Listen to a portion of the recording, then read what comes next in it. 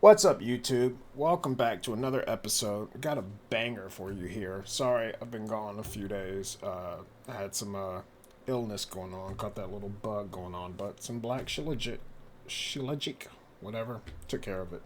But yeah, straight from the heart, I want to give a shout out to everybody who's been subbing and liking. Do me a favor, if you enjoy my content or if you get something out of it, it's free. Take a moment, hit that subscribe, smash that like button, notification bell. Shout out to everybody who's been doing that. I want to get this awareness out there to people. I really want people to really have a chance to view this content because awareness is the only way that we can all come together and, kind of get back at the system, because there's a lot of big systems trying to hold us down. So I'm happy with the amount of people that are waking up. There's a lot of bad information out there, so you've got to do your research. And I'll always tell you, I'll never tell you anything wrong that I don't know for a fact, but also don't listen to me.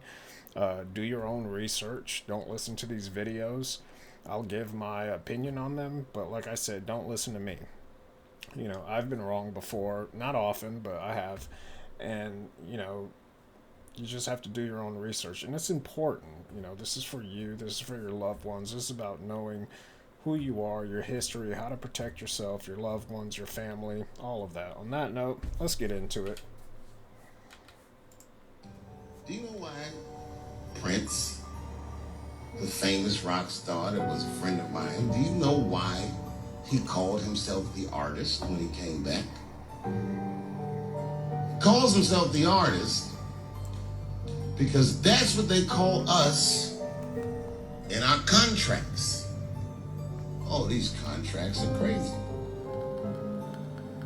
You should hear the terminology they say in these contracts. To use your name and likeness in perpetuity throughout the universe. Who the fuck could possibly know what that means?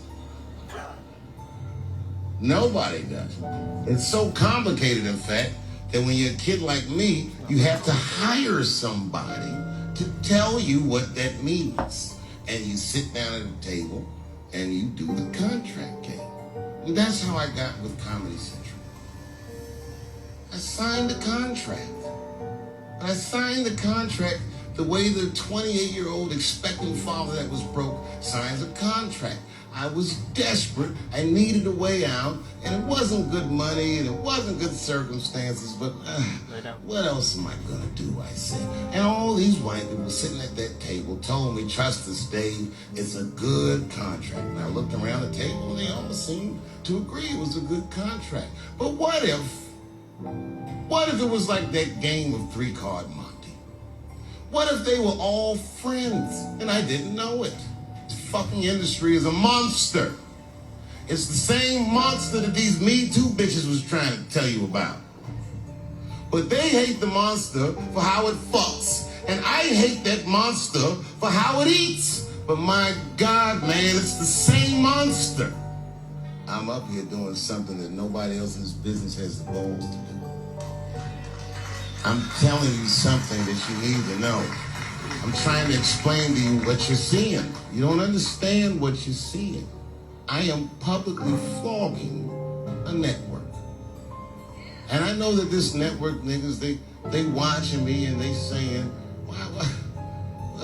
why are you doing this so publicly? Doesn't feel good to be flogged publicly. Oh, believe me, I know. I know exactly how that feels. When I quit my show, they said I was crazy. What was crazy about it? I just didn't want to do it anymore. They said I smoked crack. It's impossible. I was a devout Muslim. I didn't smoke or drink. But I do now, bitch, because you ruined my fucking life. Now it's their turn. This is their first nigga lesson. And I'm honored to give it to them. What do you guys think about that? I love Dave Chappelle. I always have. And smoking crack. Sprinkle some crack on him, Johnson. Let's get the fuck out of here. But yeah, he's out there emotionally, speaking from the soul about what went on with him. And it's crazy. It seemed like he came out during this whole past epidemic, that was going on. And it's like he came out with all of this stuff where he was just pouring out to his audience because that's his stage, and he's just pouring out from the heart to his audience in a lot of his shows. And it was really interesting to see that because, like he said, no one else is doing that. He's got his land, his property, he's got money. He doesn't have to be out here doing this. He wants to do it. So, I'm always for him. This here represents the surface of life. Surface. And we see surfaces, surfaces. And about 300 years ago, scientists, they started wondering what was this wood and what was this metal and what was it really? So they start looking into matter. So this side is matter, and this side is mind. Mind and matter. And the scientists, well, they discovered molecules. Deeper they went, and they discovered these atoms. And like I say, they thought that was the smallest particle for a long time. All these things we learn about in school. They went deeper, and they find inside the atoms these little electrons and neutrons and protons. And they went deeper and deeper and deeper, smaller and smaller particles, smaller and smaller particles. They found 4 forces. On a deeper level, the 4 became 3. And on a deeper level, the 3 became 2. And then, about 30 years ago, modern science, quantum physics, discovered the unified field. The unity of all the particles and all the forces of matter, of creation. Not only did they discover the unified field, but they found that everything that is a thing emerges from this field of no thing. Unmanifest it is. Unmanifest. It is no hyphen thing, but all things come from it. Anything that is a thing has emerged from this field of unity. It's oneness. The scientists know this exists, but if they wanted to get there, you can't get there. It's unmanifest. You can't walk into this field. But any one of those scientists could practice a technique, transcendental meditation, which, remember, true happiness is not out there. You're given a mantra. A mantra, a very specific sound, vibration, thought. Very specific. It needs to be life-supporting at all deeper levels. And that mantra that you're given gives the key that opens the door. The mantra turns the mind within.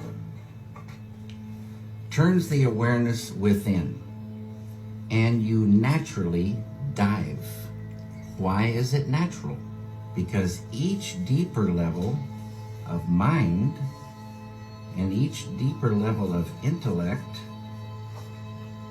has more happiness. And the deeper levels of mind and deeper levels of intellect correspond to deeper levels of matter. At the borderline of intellect, you transcend. Transcend is the key word. It means to go beyond. You're going beyond field of relativity, duality, experiencing oneness. Pure, unbounded, infinite consciousness.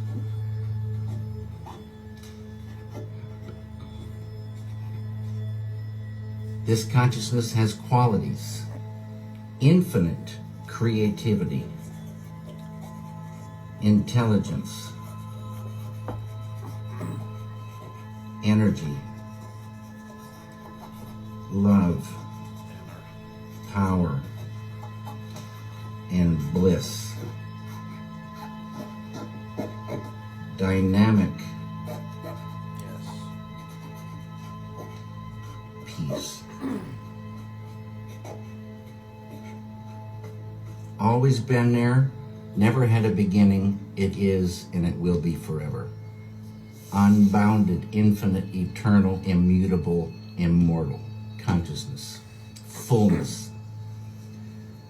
Any human being can experience this easily and effortlessly with transcendental meditation. Transcendental meditation is just a vehicle to get you here.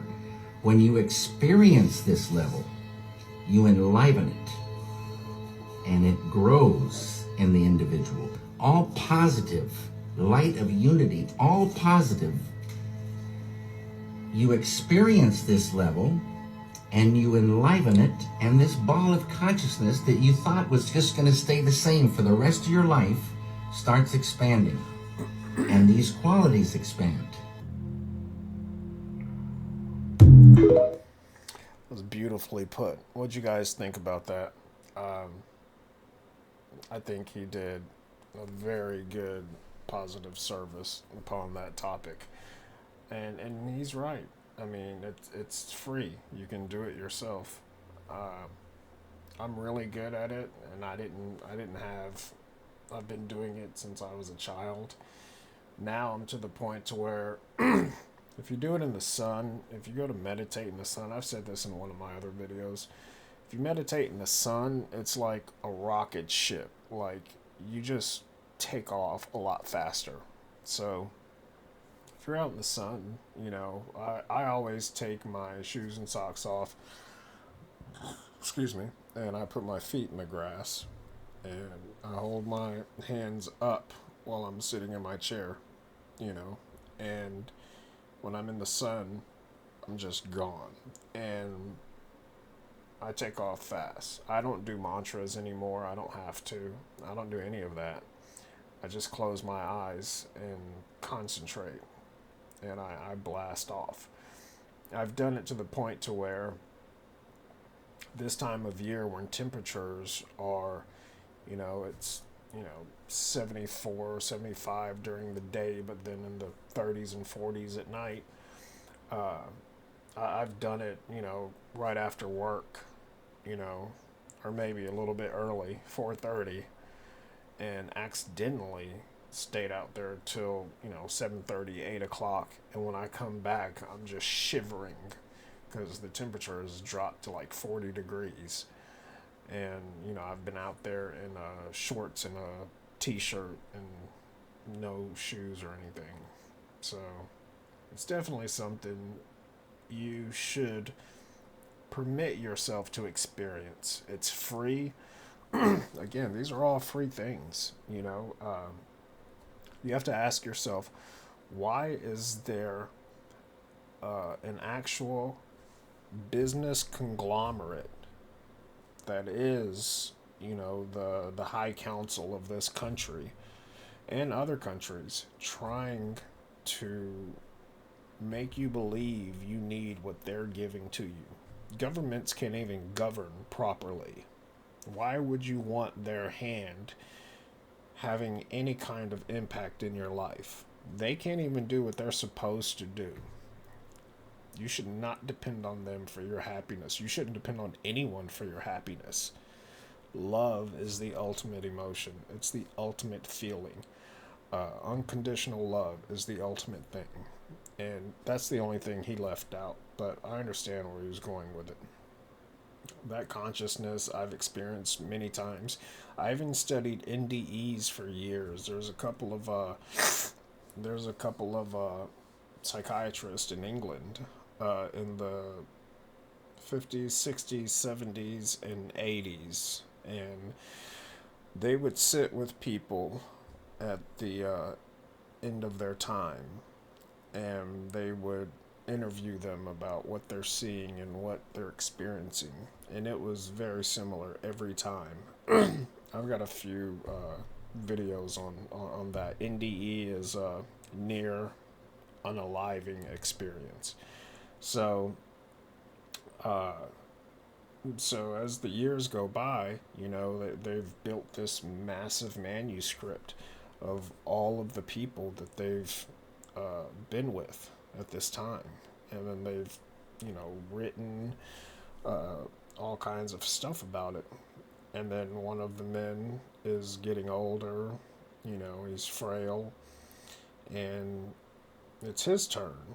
So he tells him, he goes, hey, if any of the research we've been doing for the past 50 years is true, I will be at your house and I will let you know I'm there. I will mess with something on your mantle. And, you know, it was his time. His friend was there with him. And then for a few days, nothing happened. But then he started seeing this one picture getting knocked down off of his mantle every day. And he knew that was his friend. So that's a beautiful thing, you know. It's beautiful to see somebody with a scientific background actually look into that. But, yeah. What if I told you the reason we don't live forever is because we forgot that we was all connected? Would you believe me? We are living in something called the cosmic egg, where we all are the same consciousness, we all are the same spirit, but we are living in a reality world where we see each other like we are separate, but we are the same person. We are the same consciousness. We just had different zodiac signs or different personalities, or we might look a little different, so we think that we are different, but there is no difference. We all have a spirit, and spirit is the breath of life. So as long as we are dependent on oxygen to keep us alive, we always will be the same. The universe is an egg, and a lot of people are actually asleep right now. That's why when someone gets some spiritual knowledge, they say, wake up, wake up. Because once you wake up, you will understand your true potential. And when you wake up, your egg actually cracked, and you are given birth, or you are being reborn. There's always hidden messages with these religion scripts. By the way, check out the movie Cloud Atlas. They try to explain to the people what's really going on about there is no timeline and there is no separation. We all exist right now because we all that exist. All of us signed spiritual contracts to play this game of forgetting who we really were. But now that contract is over with, we're about to remember who we are. The universe is a cosmic egg, and we are living inside of it. Or we are living inside of the serpent. Did you know that the universe is really a serpent? Once we activate our chakras, we become gods. Once again, you have to activate your chakras to become a true form of a serpent-like being. And if you pay attention, you notice that all hospitals uses these two serpents. These two serpents are actually rising up your spine. It represents the Kundalini and becoming gods and goddesses, or being connected with the universe again. We are shedding our old skin and we are being reborn, or so-called waking up into a spiritual reality. This goes back to the Adam and Eve story. They try to tell us a message, but we took it the wrong way. The serpent is really waking us up. There's too much stuff happening in the world right now for any of us to stay asleep. If you don't wake up, the universe will force you to wake up, and it's going to be way more difficult. He's got a good point, and I see where he was going with that. What he's touching on is the I forget what it's called. It's either I think it's the one molecule theory, but it taps into all of creation is just one particle, one molecule, and it's you, and you're connected to pure consciousness, that consciousness, not the, obviously not the unmanifested, because you can't be in that, but pure consciousness, pure love, pure unconditional love, pure bliss, pure creation. We're connected to that, and that consciousness sent out one particle to build everything, to manifest everything that we see. And so we are all one, which we are all one, but scientifically, we are all one particle manifesting everything, experiencing ourselves. So it's a rabbit hole I went down for a long time. But I know we're all one. I know it scientifically, I know it metaphysically. There's no doubt about that. And I'm glad a lot of people are waking up. You just got to look out for some people are presenting things in different ways. Like, I've never heard about us being an egg. The serpent thing, yeah, even in the Bible, in ancient Hebrew, angels are seraphs, and that translates to serpent, and then you have, archangels. So the arc circles, the angle is square, archangel. So yeah, do your research though. Hydrogen lengthens telomeres, but in cancer cells, it shortens telomere length. And why that's important for people is telomere length is what keeps you feeling and looking young. It's basically your body remembering that which it did at age 26. You can grow back your telomeres, but there's a certain length. You can't get it any longer than like hair. It just keeps growing. It's a certain... Let me interrupt this real quick. So telomeres are within your DNA, and if you read the Christian Bible, you will see in the beginning when God cut our lifespans down to 120 years at a certain point in that story. And from that point on, our lifespan has gone down. It was 120 years, very rarely, with all of the contaminants and everything out here now, your water, your food, geez, I could go on about that forever. But yeah, your telomeres are what allow you to look young. And science, this is science now, they can look back at history and see DNA from a long time ago to where the telomeres just stopped at a certain size. And before that, they were much longer, showing proof that people were living to be, 900, 1800 years old. And then at a certain point, just when the Bible says it, but also the Enuma Elish talks about it, cut the telomeres down. And they can see this. They can actually see this, that it was actually done with technology. This is the interesting part. This isn't a theory. This is a fact. This was done with technology at a certain time during a certain age, and it happened for all of humanity. So finding natural ways to lengthen your telomeres is what gives you that youthful look. Telomeres, telomeres. So lengthening them naturally is what you want to do, and it's a great thing to do. Do me a favor. How old do you think I am? Just put it down in the comments. Just give me. Don't be brutal. Don't be brutal, but tell me how old do you think I am? Because I tend to age about 12 years younger than most people physically. So yeah, put that down in the comments. Let's see. Certain length, and you want to keep it as long, and you want to keep it in that length for as long as possible. Hydrogen lengthens. So if you didn't know, telomere length shortening is associated with aging, but it's also been implicated in chronic stress, depression, and cancer cell growth. But a study published in Nature in 2020 showed that long-term meditators have increased telomere length and changes in DNA methylation patterns. And DNA methylation is one thing that causes epigenetic changes in gene expression. Long story short, meditation could increase your lifespan. So Meditation absolutely 100% does lengthen your telomeres. And it doesn't, when you're thinking, I know a lot of people think meditation and they get, scared. They're like, I can't do anything. You have to start somewhere. And it's normal for your mind to be all over the place when you first start. That's normal, but you have to start. It's good for you. It does keep you looking younger. It does keep you more youthful.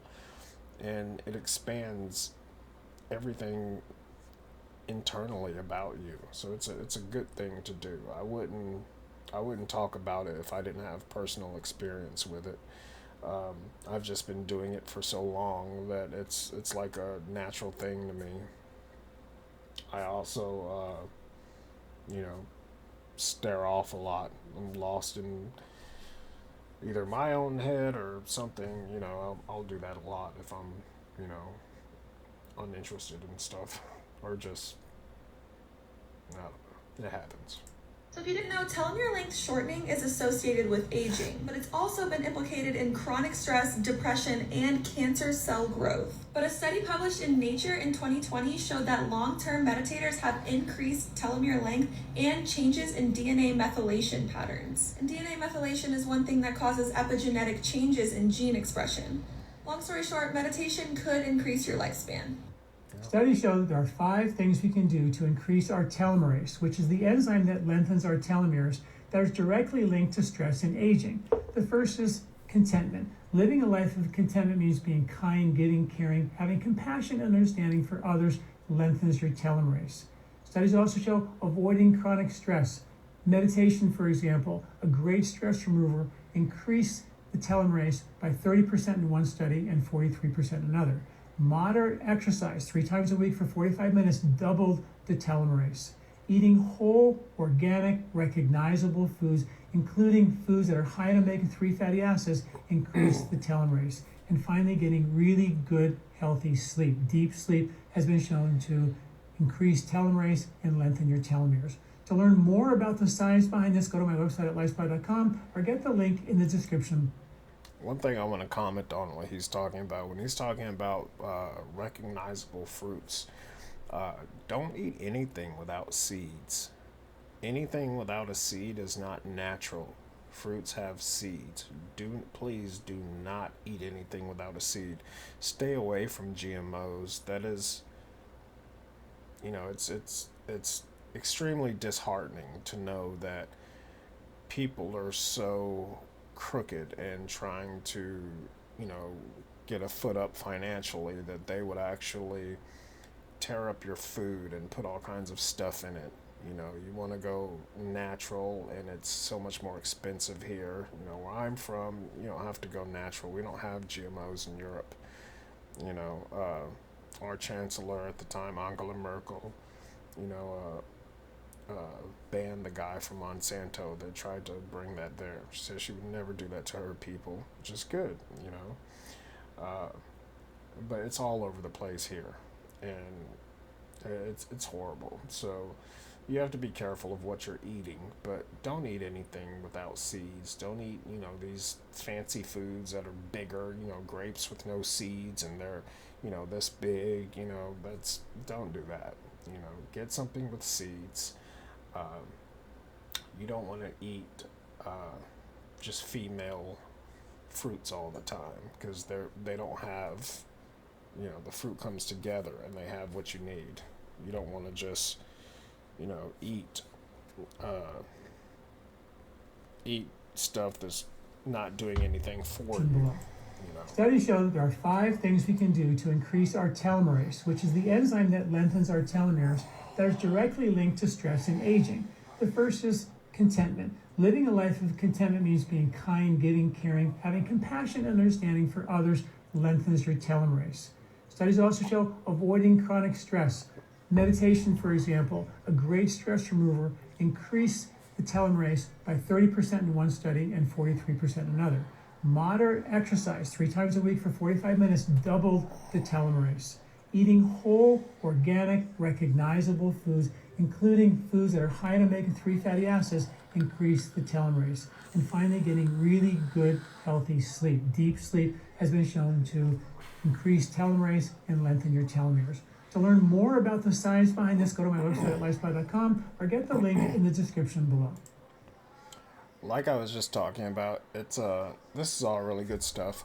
It's not just it's not like getting good sleep, but it's also how you sleep. It's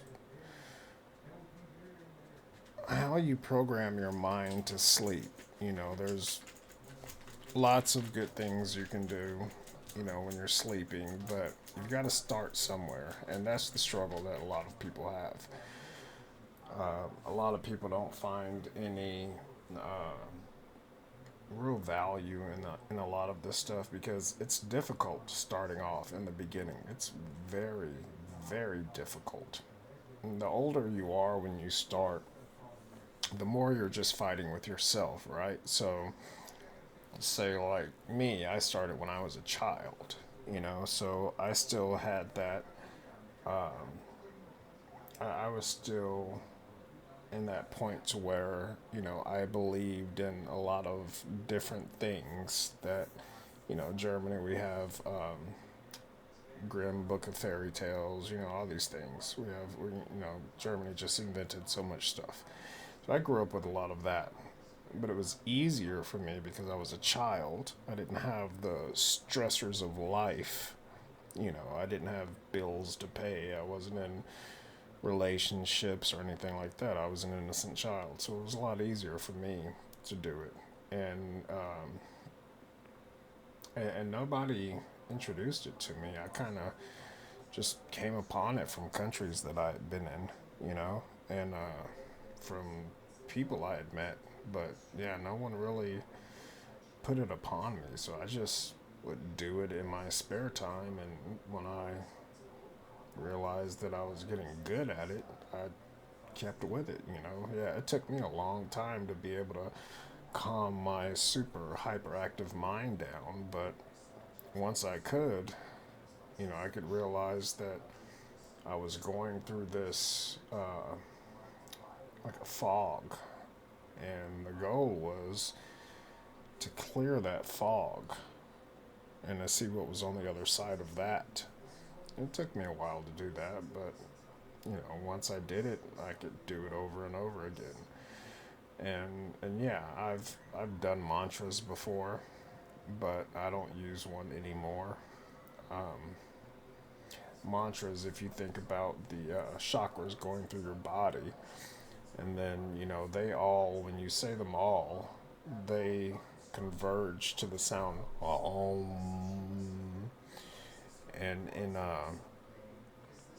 in the Hindu trilogy, they say that that's the first sound ever heard when our universe was created. So that's where that comes from. But just saying, it's good stuff. Give it a shot. It's free. It doesn't cost you anything but a little bit of time, but you'll definitely benefit from it. Maybe you know someone who's 50 who looks 25. Maybe you know someone who's 25 who looks 50. You say, well, that's their DNA. Yes, but here's the best news I could ever give you. It is possible to rewrite your own DNA code. You can't change the genes that you were given. That's how you came out of the gene pool. But you can alter the way they express themselves, the way they turn themselves off and on. That happens in your environment. Exercise is known to lengthen your telomeres. The telomeres are the little things, they look like shoelace aglets on the ends of your DNA strands. The shorter they get, the older you get, and when they're gone, you're gone. So you want to keep your telomeres long and healthy. Studies show that exercise absolutely affects the length of your telomeres. Studies also show that vitamin C helps to repair cell damage. Maybe. After all the effort you put in, why do you still age faster than your peers? It's because your peers are lengthening their telomere. I have mentioned the length of your telomere is connected to the speed of aging. The shorter your telomere, the faster you age. So if you want to stay young, you have to stimulate the production of telomerase. After doing lots of research, I have summed up 3 methods to lengthen your telomere. The second one is even free of cost. First is hyperbaric oxygen therapy.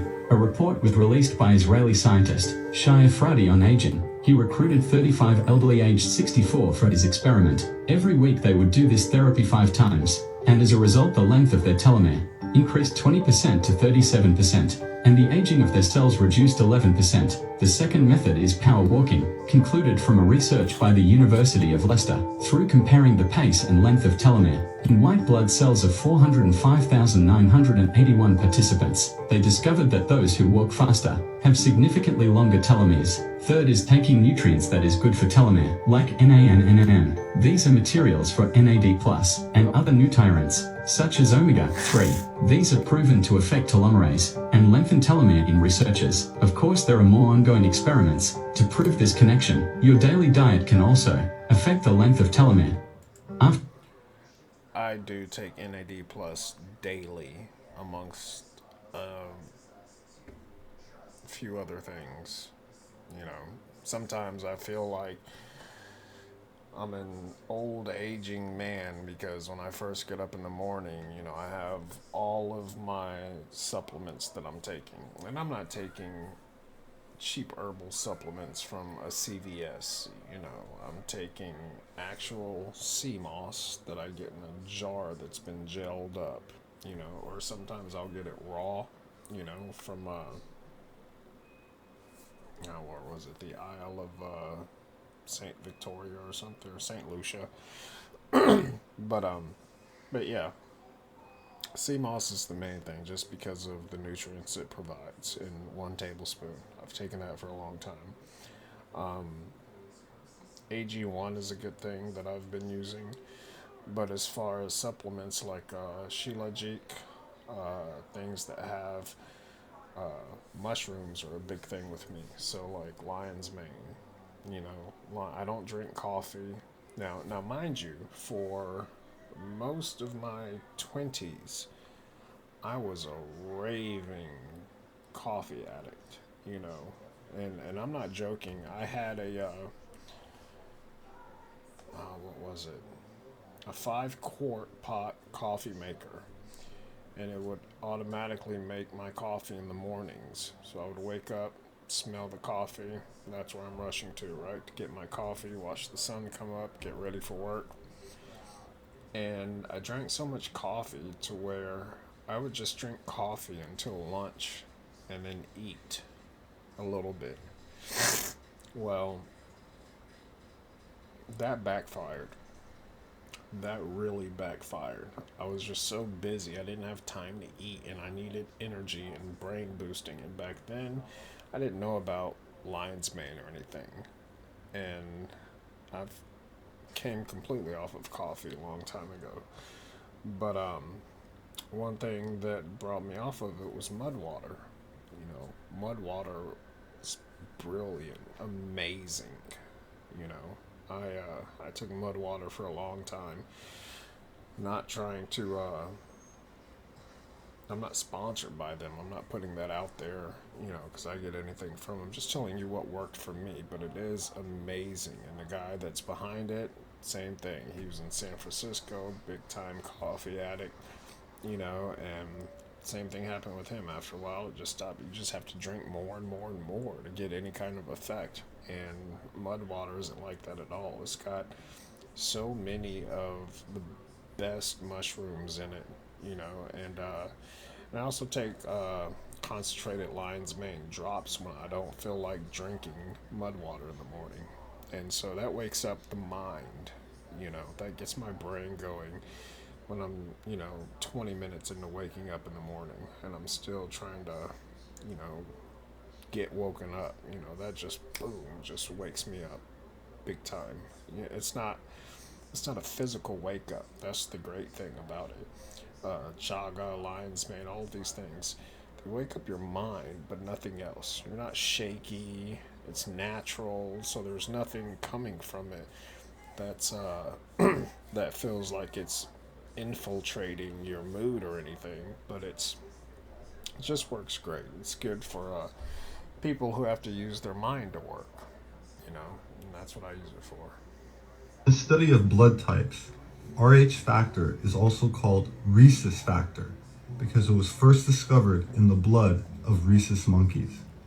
There are 612 primate species and subspecies recognized by the International Union for Conservation of Nature, the IUCN, and not one has Rh negative blood. If mankind evolved from the same African ancestor, their blood would be compatible, but it's not. Nearly 85% of all human beings have Rh positive blood, yet all royal families have Rh negative blood. Where did the Rh negatives come from? Why does the body of an Rh negative mother carrying an Rh positive child reject her own offspring? I received an email from a person who wants to remain anonymous, and this is what he said to me. He is a geneticist, a full-blown geneticist. And he says, "Dear Mr. Pi, I agree with your conclusions and will give you a few hints, if you wish, as a DNA deep throat. First, look up the huge discontinuities between man and the various apes for whole mitochondrial DNA, genes for the Rh factor, and human Y chromosomes, among others. Regarding number 3, the chromosomes, I refer you to K.D. Smith's 1987 study titled Repeated DNA Sequences of the Human Y Chromosome. It says most human Y chromosome sequences so far examined do not have homologs, which are similar sequences, on the Y chromosomes of other primates. Human female DNA does look somewhat ape-like, but not the male Y. This means that if we are a crossbred hybrid species, as you contend, meaning me, the cross had to be between a female ape-like creature, a creature of the earth, as the Sumerians said, and a male person from elsewhere, as I also contend." I would say be careful with that kind of information. I'm Rh negative, and the only reason I know that is because, 11 years ago, I had a terminal illness that took me almost 8 years to be rid of. There was no cure, nothing for it. And doctors couldn't do anything for me. All they could do is treat my symptoms. But as far as the actual condition, I was basically just screwed. And so, and this is something very personal I'm putting out there.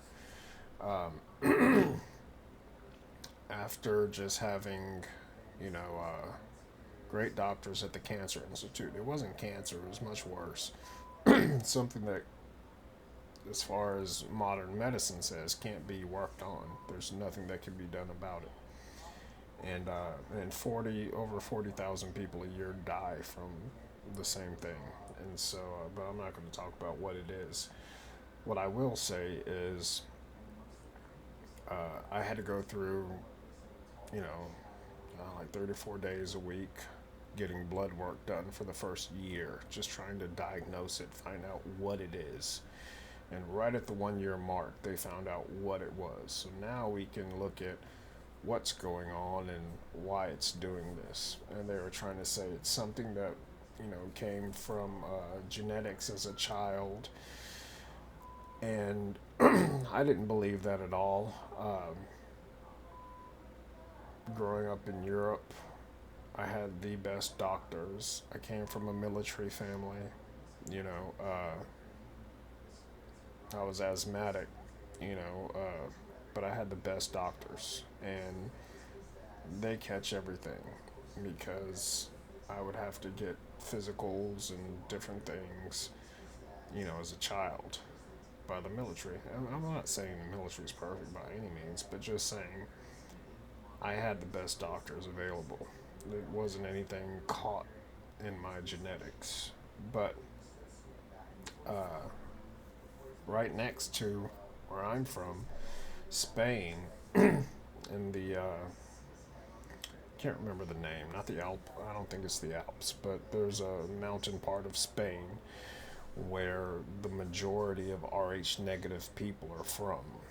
And somehow I look just like them, but I'm not from there. It's not far from where I'm from. I've been to Spain many times, but not that part. But this is something I discovered as I got older. And yeah, it's a beautiful place, and they're very traditional with German traditions, which is kind of strange to become aware of as an adult. I didn't know about them as a child.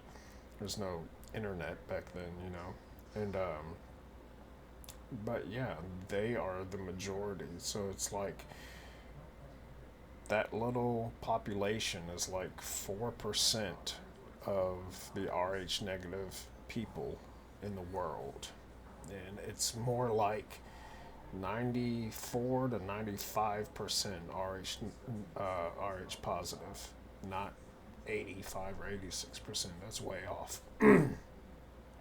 But yeah, it's very true. If I were to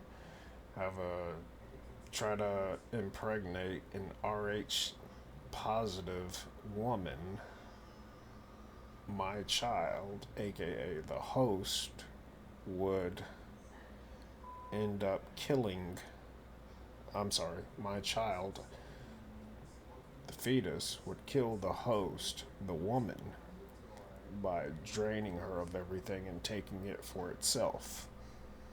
Not in a violent way, just in a very, selfish way. But they don't, it never works out. You're going to lose something if you try to do that. So, yeah, there's a lot of new stuff going around that, but there's a lot of conspiracy theories around it. So if you ask if I have children, biological children, no. I have an adopted daughter, but no biological ones. I never wanted to put anybody in that same situation. But yeah, it's a mutation, and it's normal. It's just a very abnormal and deadly mutation is all. But what we're looking at here is the Anunnaki have got themselves a real problem. And that problem is this. They come to Earth and they decide they're going to make the slave. They decide we're going to use this creature of Earth, let's say it was an Alma. They test the blood, and what do they find? First thing, they've got 48 chromosomes. All primates have 48 chromosomes. But they, the Anunnaki, have only 46 chromosomes. How do we know that? Because we have 46 chromosomes. We descend from primates, and yet somehow we lose 2 whole chromosomes. It's an awful lot of DNA. And somehow we're so much better than them. Well, they have 68 or something like that, relative to them. But we don't. We have 46. So we know this was the result of the genetic engineering, and they had a problem. God didn't do it. Nature didn't do it. They did it. And geneticists can. We can open up a cell, open up the nucleus, pull out strands of DNA, and in that strand, 98% of it will be what's called junk DNA. We don't know what it does. If it has a function, we don't know what it is. 2% will be what are called, prosaically enough, the working segments. They work. They do what they're supposed to do. They make the proteins. Now, if you cut in the junk above a working segment and in the junk below and remove it, and have done the same with another above and below strand of DNA over here, you can move anything into anything else. It can be animal into plant, plant into animal, fish into fowl. It does not matter, because all living things at the most fundamental level are exactly alike. Understand that.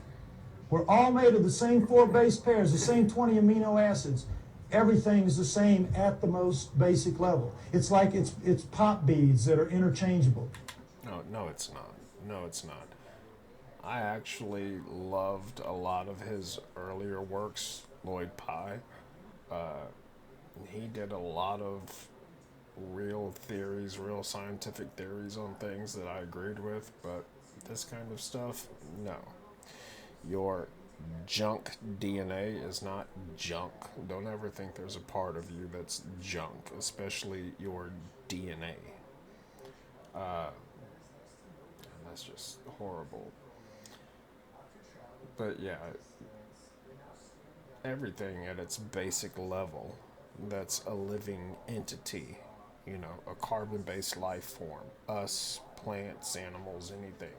Yeah, at our base, we have all of the same things that make us us. But no, you cannot strip out the junk DNA and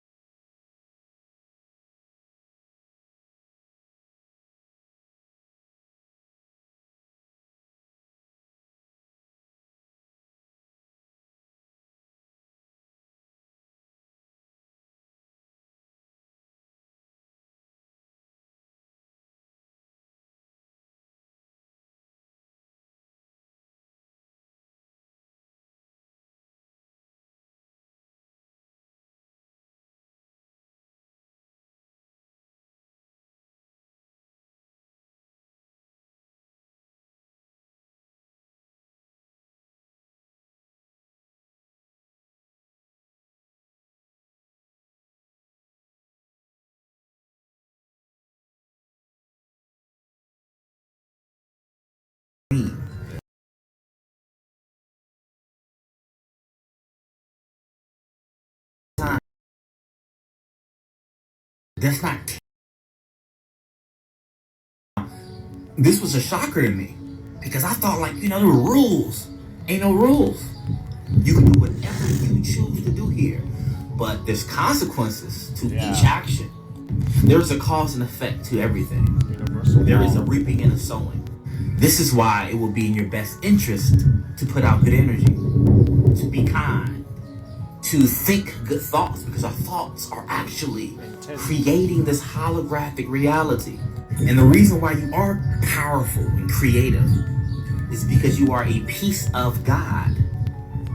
You are a piece of all that is, source, infinite intelligence.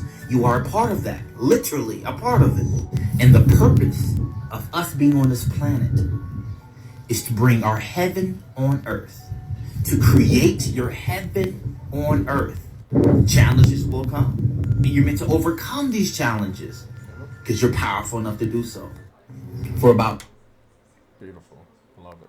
You can't be going around telling people that there is no good or bad and that love is the most important thing. Why? Because people who do horrible things should have to pay. They need to know that there's right and wrong. Why? They do. Because if they don't know what's right and wrong, then they might do it again, hurting more people. Why? Because people who do bad things always do bad things. They're evil. Why? Because they don't have any love Sounds in like them. me as a child. Why? Because Why? they've never experienced love themselves. Why? Because they didn't have anybody to show them love or teach them that love exists. Why? Because many of us were taught to punish. We weren't taught to love. You can't be going around telling people that... Yeah, that's interesting. That's cyclical, though. That's very well known. My name's Pennywood. Still beautiful that people are waking up to it. It's a cyclical pattern, cyclical. It's sad that people get entrapped in that. It is. I worked, when I was pre-med, I volunteered with a lot of people that were entrapped in that kind of thing. And I just couldn't understand it. I couldn't understand where they were coming from. It took a lot. And one of the gifts that I have now is I can very easily put myself into another person's shoes, quote unquote. So it's a very easy thing for me to do. It used to be almost impossible, but now it's instinctual. I can do it easily, and I've done it a lot to not only understand myself, but understand others. It's a very hard thing to be good at because you have to let go of your ego. Can't be any ego in that. You have to get rid of the ego. You're not doing this for you. You're doing this for good intention's sake, for understanding the other person with nothing but love and conviction. Not for anything else. Just to understand them. And it took a lot of that. And when you do that, you take on some of the bad stuff that comes with it. You put yourself in someone else's shoes, you feel all of the bad stuff that they feel, and it's not fun. But you've got to keep doing it, and you've got to get through the end to break through to that other side. That's a very hard part. It took me, I wanted to say years, but it seems like so much longer. It took me a very long time to understand that, to understand that, overstand that, to get through that side. And I don't know, it was because of me being transient, being from one country, living in another, with people that are not like my own culture. That was a big thing with me. I would question what people watch all the time and question why do they do this? You know, it's nothing like where I'm from. But either way, you know, I got through that other side. And when I did, similar to my NDE, you know, I came out of it just knowing and understanding, overstanding. You know, I just knew. And I couldn't explain it to anyone. You know, I would prepare for things years in advance. I still do. And I don't even know why I'm doing it, but I know what the end result is. And it's not always good, but I'm preparing for it. And I know this is going to happen within the next, you know, 1 to 3 years. I can narrow it down to that. And I'm not talking about good things, you know. First thing, I lost my mother. You know, the most precious thing in this world to me. My guide, my teacher, you know, my everything. I lost her. Amazing person, the matriarch of our family. Lost her a few years ago, well, 2 years ago. And I knew years before it happened that it was going to happen. It's a very personal thing for me to talk about, but yeah, you know, I just knew it was going to happen. She wasn't sick. She ran. She had been in 3 wars, 23 years, retired Army. And at 74, she ran 5 miles a day.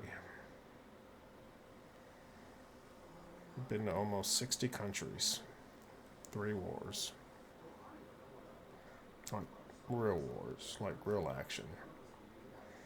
So, yeah, it wasn't anything I was excited about. I just knew that I would act on certain things and no one understood it. And I didn't want to even put it out there and say what I was doing, because I felt that if I put it out there, I was helping it to manifest or it to happen sooner. Now I understand that it happened exactly the way it was supposed to happen. And I'm not okay with it. I don't, and I still cry over that, you know, multiple times a week, you know, but I understand now. Like, truly, I do. It broke, and in 2015, I had a near-death experience when I had an allergic reaction and I quit breathing. So I had gone to the hospital, wasn't sure what I was having a reaction to, and I had an EpiPen because I had an established allergy to shellfish. So I had used that. I got to the hospital. The nurse that was there, I knew because I had worked at that hospital, and I was a little worried about the kind of care I would get, not necessarily from the hospital, but that particular nurse. And so when I walked in, she said, you know, what do you need to be seen for? And I'm wheezing and looking up and I can't breathe. And so I barely can speak, and I'm like, I'm having an allergic reaction. And I set the empty EpiPen on the counter so she could see that I had taken that. And she's like, well, if you took that, why did you come here? And I thought, oh, great, you know, I'm going to die. She doesn't even understand the basics of anaphylaxis. And to be fair, we don't see a ton of it in the ER, but we do see it. So she takes me back and she says, you know, we don't have a bed, so I'm going to put you in a wheelchair. They had a clean room, but not a bed. I'm like, I don't need a bed. She's like, no, you have to wait till we get a bed. So she puts me in a wheelchair and rolls me down this hallway that leads to the bathroom and the doctor's sleeping quarters, so nobody's down there. And I'm just sitting in this hall by myself where no one can see me, and it's just getting worse and worse. And I was having to look up to be able to breathe, and I thought, I'm going to die. And so luckily EpiPens come in 2 packs. So I went ahead in the ER, gave myself my second dose, and that held me for, I don't know, maybe another 15 minutes. And then I started having stridor, which is this really squeaky breathing sound you have as your airway closes. And a doctor heard it, and she stuck her head down the hall, and she's like, oh my gosh. So she runs down the hall, gets the wheelchair, wheels me into the room that has a bed, and they get me up there. And now, because I'm in anaphylaxis, my veins have all kind of flattened out. They can't get an IV in me. It's a very, very bad position to be in. She's like, we're going across the hall. And I thought, oh no, they're going to end up coding me because that's trauma, you know, and I worked there so I know what the trauma room's for. And I had nurses on either side trying to put IVs in, and they were all just really sketchy. I'm like, this thing's not going to hold up. And they're giving me shots of Benadryl and shots of steroids and more epinephrine and more epinephrine. And by the time my husband got there, he walked in and I'm sitting straight up in the bed looking up and just, tears because I couldn't breathe. And he gets the doctor. He's like, you got to do something. She's going to quit breathing. And the doctor's like, oh, no, we've got plenty of time. And I remember hearing that. And then everything kind of started feeling very like I was in a tunnel or something, not like a tunnel of light, but if you've ever passed out, that kind of distant feeling where voices sound far away. And I thought that this is it. And so I quit breathing, fell over, and they called the code. And I was out of my body at that point, looking down. And I didn't recognize me. And I thought, oh man, she's in rough shape. She's the one that's coding. I hope she does okay. And I saw everybody run in, and kind of as they were running in, my husband was being pushed out of the room. And that's it. I didn't wake up. So they induced a coma and put me on the ventilator, put me on a life flight to Lexington, drilled an IV into my shin, which I didn't know could be done. Funny, as a nurse, you'd think I'd know that. But yeah, they've got like a little Dremel, and they just screw that thing right into your shin bone, and they can give you drugs that way. So that was good. So they take me off to Lexington, and I spend,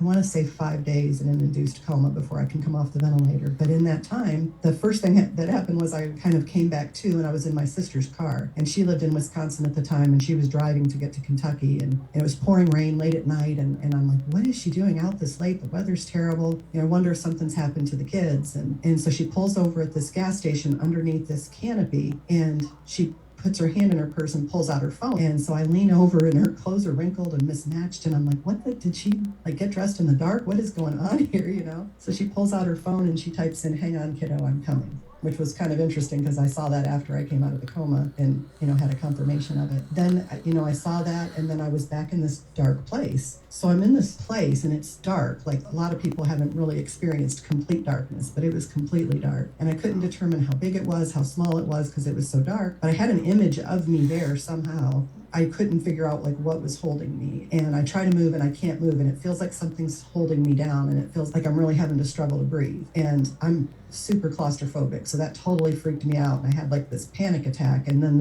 I called it the deep sleep. The deep sleep would just come and take over, and then I would be asleep and I'd wake up. And this goes on and on for, I always tell people, if I had to give it a time, what it felt like compared to time here, because time there is so different, it was about 10 years. And I keep going in and out, and what am I doing here? What is this place? Have I died? Did I ever exist? And it went on for so long.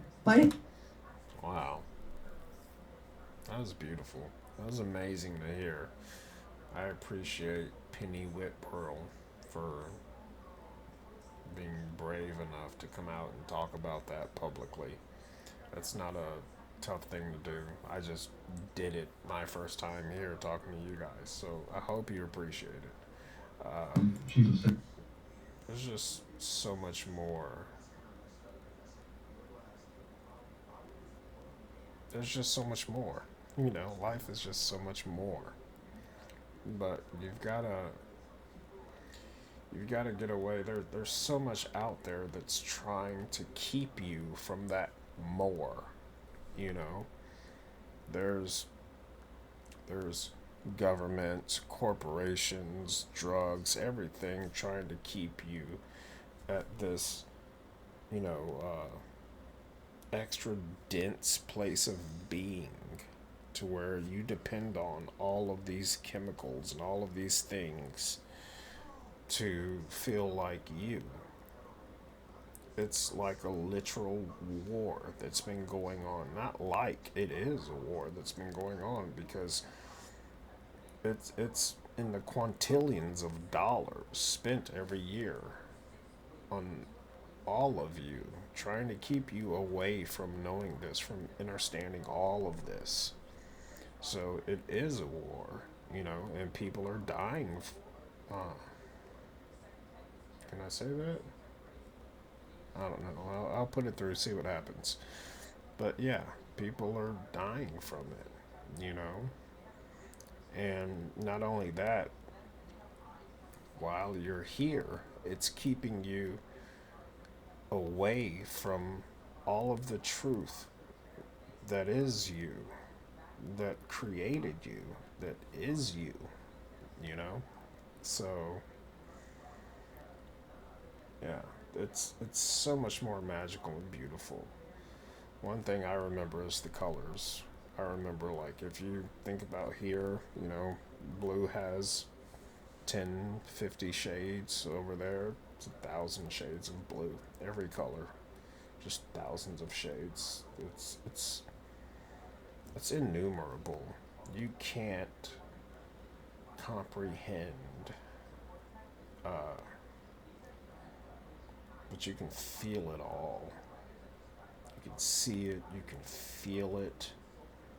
It's just infinite, pure, unconditional love, intellect. Nothing like you've ever experienced. And you're not supposed to while you're here. You're meant to forget. But you chose to be here.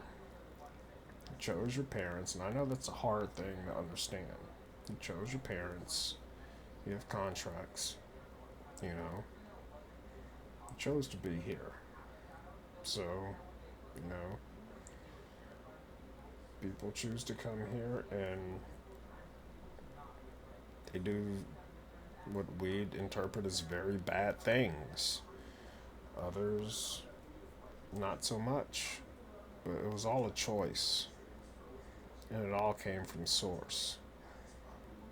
And you just gotta get away from anything that the mass media, military industrial complex, government, corporations, anything is trying to feed you, is trying to keep you from that knowledge. And they're doing a pretty good job of it, you know.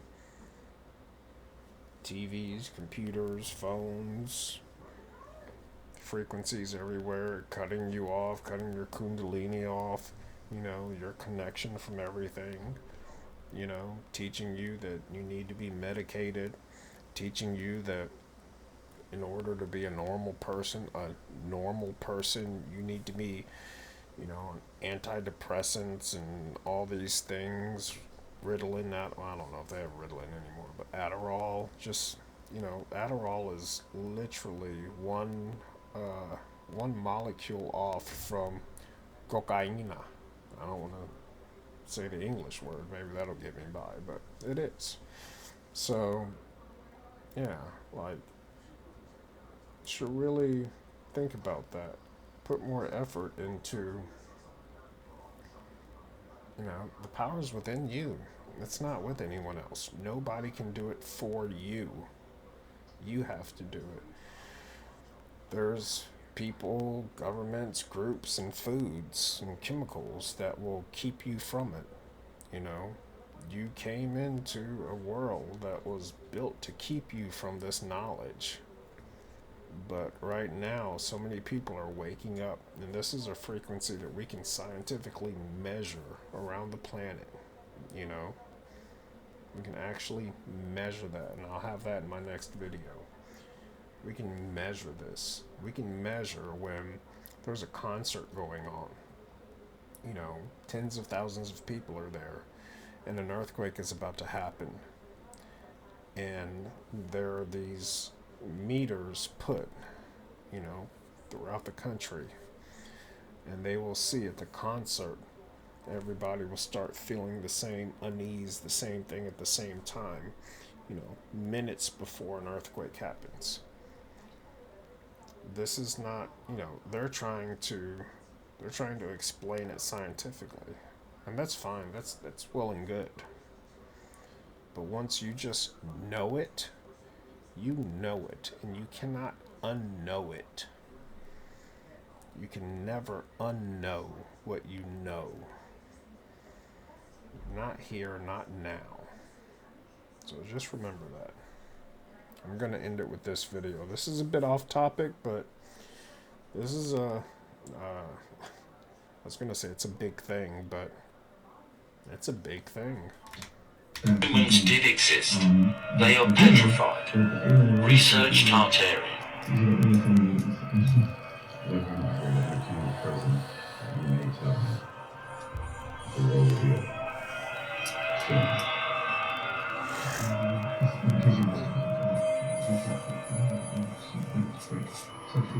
And And you would just love, really, really love that. That's the first one. And then you get this perfect, what?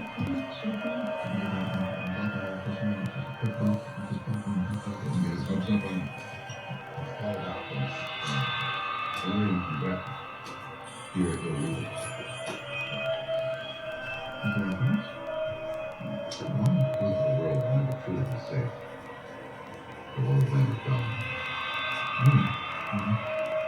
hope if you're going to do a ceremonial farewell, especially since your military has worked so closely with them. And so you. It's not their planet. You realize. I don't think it can.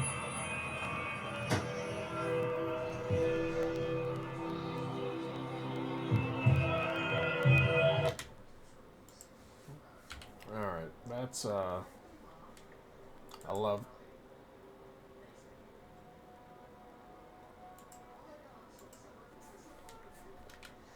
We're going to do one more. We're going to get one more in to get you guys prepared for the next video. Yeah,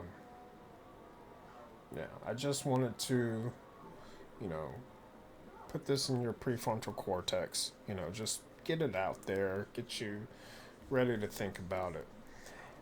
And please believe this is not fiction. If you want to believe it's that's fine. But it's not fiction. The fiction is the indoctrination that you've been taught your whole life, going all the way to the 1600s to Prussia, and then coming to Germany, and then all of the stuff that came out of there, you know, with the Illuminatist and, you know, the Rockefellers, you know, Rothschilds or Rothschild. It means red shield in German. So, yeah, just don't ever think there's not a much larger negative force trying to hold you down at every inch of your day. And you have to fight for that inch. And you gotta damn near die to get a mile. But when you do, it's worth it. Trust me. And we've all got to be together. And I'm proud of all of you for waking up. And I deeply appreciate, you know, look at my face. I deeply appreciate you all for supporting me, liking my channel, subscribing. I'm going to be putting more of this out there. And like I always say, don't believe me. I could be full of shit, you know. You never know. There's people like that out there. I'm telling you I'm not, but that's what a piece of shit would say. You know, well, I'm not. I'm honest. So, you know, don't believe me. Do your own research into what I'm talking about. If you want to research NDEs, I will help you. I will point you in that direction to all of the top professors and psychiatrists of the past 70 years that do it. If you want to research anything else, let me know. I will help you. But the information is out there, but it's starting to not be out there.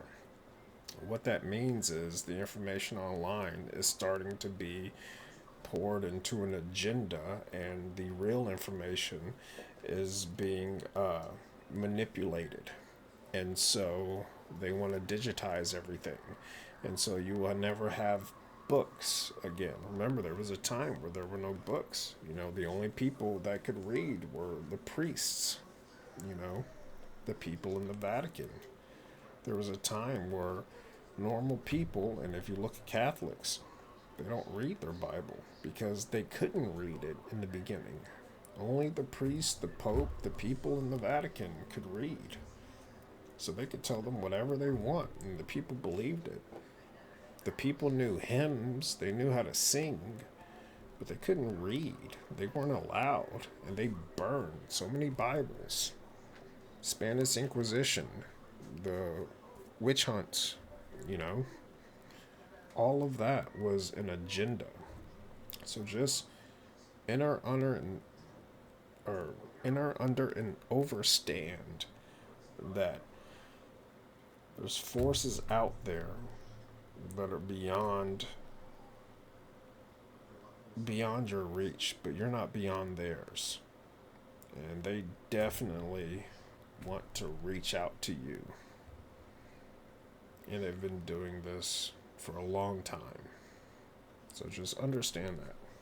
Understand that, overstand it, let it go through with you, digest it, come back to it later if you need to. You've got time, but definitely come back to it.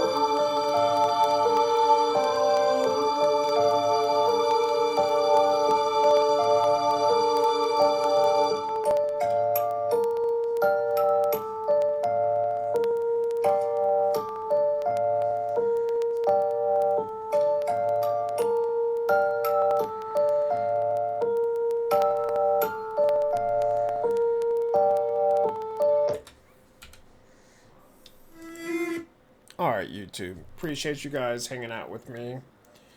Thank you for paying attention.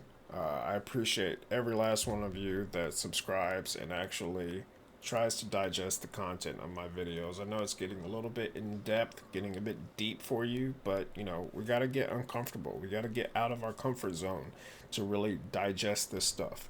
And you're only fighting against yourself. You're not competing with anyone else. Understand that. It's only you. It's only us. We're fighting against ourselves. We're not in competition with anyone else. So don't even think like that. It's just you. I appreciate every last one of you who has liked and subscribed and hit that notification bell. If you haven't, I appreciate it if you would do that. It's free, doesn't cost you a thing. Like I've said before, gets it out there and makes more people aware, and we get this stuff out there. We're building this community together. I love you all for being on this path with me, and I've got some giant cars. I'm talking about the side of one of these giant cars would take about 30 humans now just to cover. Just the side of it. That's just the profile, the side profile. So, who's driving these giant cars? Got a lot of giant evidence that I've personally studied, that I've been to countries and seen this stuff myself, but the Smithsonian has covered it up. But these cars, they were also electric, by the way. And they're massive. So, we'll see that on the next one. See you guys later.